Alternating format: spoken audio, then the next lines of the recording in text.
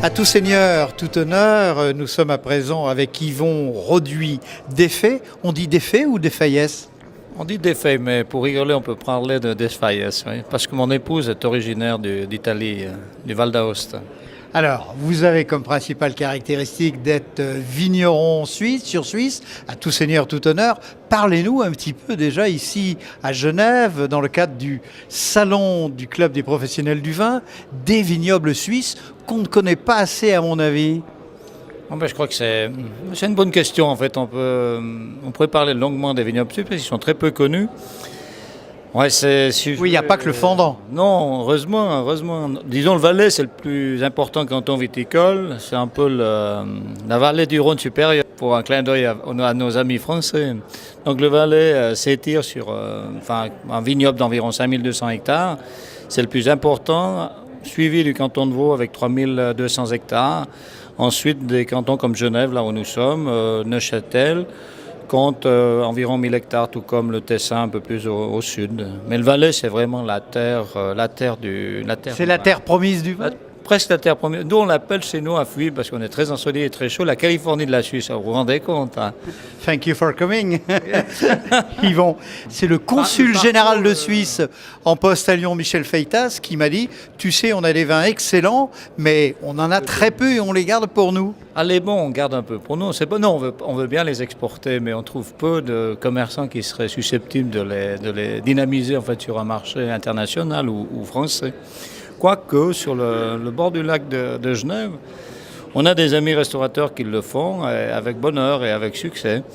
Je crois que les vins, on a peut-être trop l'habitude de se cantonner à des régions connues comme la France ou l'Italie. Et la Suisse a été plutôt réputée pour d'autres secteurs d'activité que je ne citerai pas ici parce que vous les connaissez tous.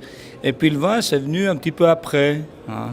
Alors qu'on a des cépages magnifiques comme la petite Arvine notamment, le Cornalin qui est un vieux cépage rouge du pays, le Païen et d'autres encore qu'il faut venir découvrir, quoi. C'est le plus simple. Mais vous savez, Yvon, il y a quand même un rapport entre le vin dont vous parliez et sans doute la banque, hein. On y trouve du liquide dans les deux. Oui, mais le nôtre, il n'y a pas de problème parce qu'on ne peut pas faire du lessivage, hein.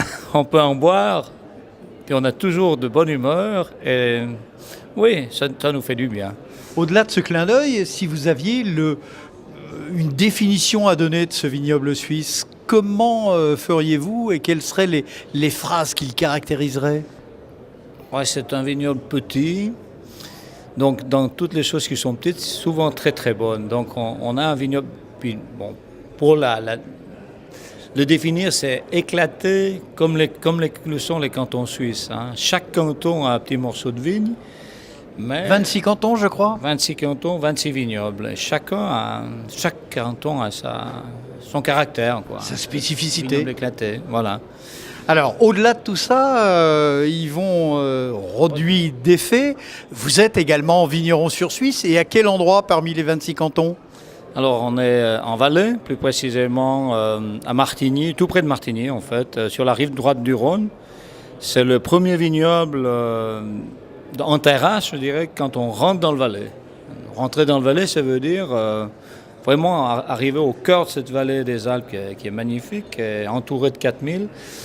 On est voisin du Mont Blanc, on est voisin du Mont Rose, donc c'est un pays superbe. C'est un site magique et magnifique à la fois. Et à Martigny, vous faites du blanc ou du rouge, vous les deux? Alors on fait les deux, mais notre cave ou notre maison est plutôt spécialisée dans les cépages autochtones. En blanc, vraiment, on fait un grand effort sur la petite Arvine. Et en rouge, sur le Cornalin, qui est un vieux cépage rouge du pays aussi, sur une proportion de 25%. Si vous aviez un vin à nous présenter, est-ce que celui-ci vous conviendrait? Oui, il me semble que c'est un bon choix, hein. Du reste, pour ce Alors, quel est ce choix? Alors, c'est un Cornalin Comte d'Enfer, magnifique région viticole, un amphithéâtre à vous couper le souffle. Ça ressemble vraiment à un amphithéâtre romain construit à main d'homme dans des murs en terrasse en pierre sèche extraordinaire, un ensoleillement fantastique. Du reste, le nom veut dire quelque chose, la Comte d'Enfer. C'est un enfer à y être travaillé, mais c'est merveilleux d'avoir des raisins dans cette région parce que c'est un terroir magnifique. Et en parlant de nom, domaine la Rodeline. Ça veut dire quoi la Rodeline en Suisse? Alors la Rodeline, ça veut dire, oui, pour nous c'est très important parce que notre nom de famille sur le village est relativement fortement implanté. Roduit d'effet. Roduit d'effet, mais Roduit, nous avons 4 vignerons qui s'appellent Roduit. Alors, il me fallait un peu fallait se distinguer. Alors on a fait une petite association entre le nom de famille De vos ancêtres? de nos ancêtres, Roduit, d'effet, Roduit, Rode, et celui de mon épouse, le prénom Rodeline, et ça sonne très très bien. L'épouse qui s'appelle Claudine. Claudine, voilà, ouais. Alors, et c'est elle, quand même, qui est la patronne, c'est pour ça que elle a choisi. En Suisse, ce sont les femmes qui sont patronnes? On adore les femmes en Suisse. Et alors, dernier mot, vous êtes ici à Genève, à l'hôtel Intercontinental. Que pensez-vous du salon du Club des professionnels du vin? Alors, je veux dire sincèrement, j'y ai participé par expérience pour découvrir ce que nos amis français faisaient ou comment ils le faisaient. Et je dois dire vraiment un grand coup de chapeau aux organisateurs parce que c'est fait avec professionnalisme. Donc, le culte des professionnels du vin, c'est vraiment, ça porte bien son nom. Un travail de promotion que je trouve remarquable par rapport à ce qu'on a comme expérience en Suisse.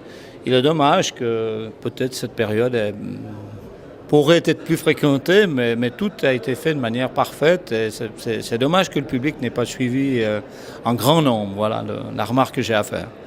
Alors, Yvon, le mot de la fin ou le mot de la soif avant de se quitter? Santé. Alors le mot, c'est dire un grand merci aux organisateurs et j'espère qu'on pourra vous retrouver peut-être une fois en Lyon ou en terre lyonnaise, comme on dit.